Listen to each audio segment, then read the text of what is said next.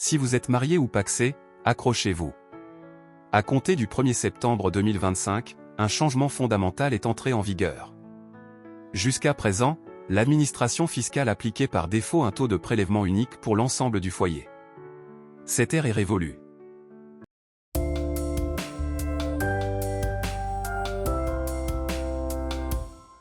La nouvelle norme, l'individualisation du taux.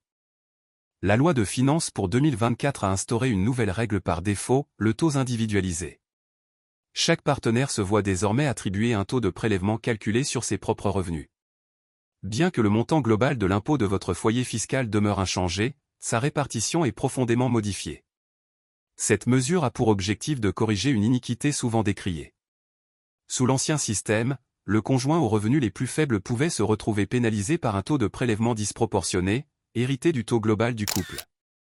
L'individualisation instaure une répartition plus juste, alignée sur la capacité contributive de chacun. Analyse et exemples concrets. Prenons un cas pratique. Un couple dont les conjoints n'ont pas le même niveau de salaire.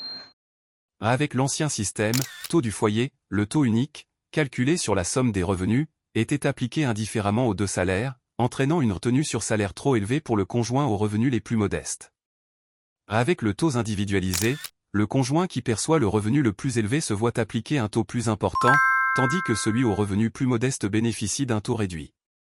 L'impôt est ainsi réparti de façon plus équilibrée et proportionnelle entre les deux. Cette réforme vise à concilier le principe de solidarité fiscale du foyer avec une approche plus adaptée à la réalité économique de chaque individu. Une mise en garde et une procédure. Ce passage aux taux individualisés est automatique.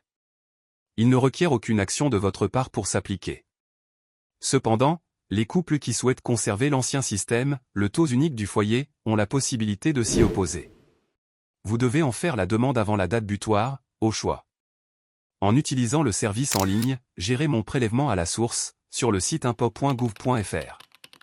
Ou en cochant la case dédiée lors de votre déclaration de revenus 2024, au printemps 2025.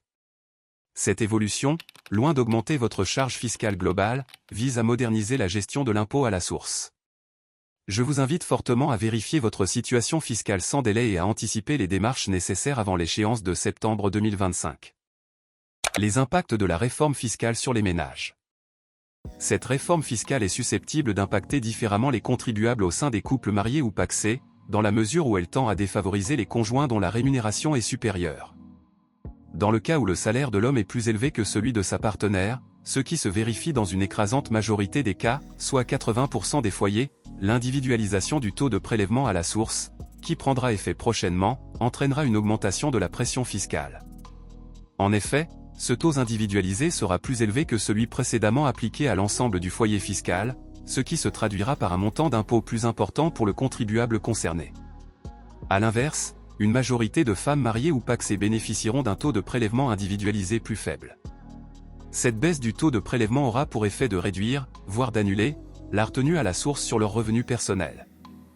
En définitive, l'évolution du dispositif de prélèvement à la source de l'impôt sur le revenu a pour objectif d'aligner la fiscalité sur la réalité économique individuelle de chaque contribuable, tout en préservant le principe de solidarité fiscale du foyer.